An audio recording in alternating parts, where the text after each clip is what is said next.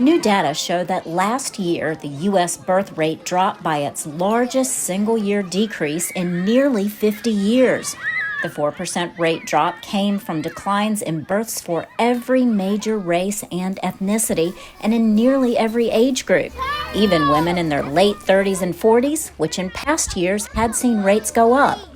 But between 2019 and 2020, we saw a 4% decline in both the number of births and the general fertility rate, which is a little on the extraordinary side.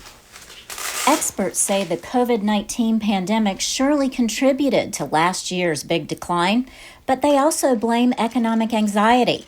Many Americans' health insurance depends on their employer. Children are very expensive, and certainly job security, it would be a factor in that. And I think that's one of the compounding factors with the pandemic is sort of the underlying uncertainty about job security. Deidre Miller is an OB/GYN and fertility nurse and a mother herself. She says cost is big on the minds of parents wanting children, especially during COVID. One of the main questions that we hear from patients is, what am I going to be billed after delivery, or even during, their ultrasounds and things? How much is this going to cost? I actually had my daughter last year in March, so she is 14 months old now. Of course, the cost was a huge factor. I might have gotten better care if I had been at a larger hospital. That was a concern of mine.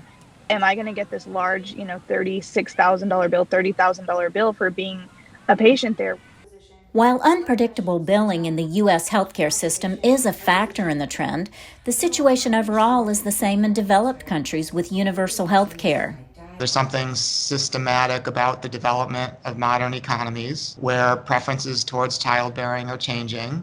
Women want to be more committed to the labor force. That's not really consistent with having a large family. And those sorts of changes in attitudes, I think, are a better explanation given the fact that it is, so universal among developed countries. These birth trends have long-term impacts.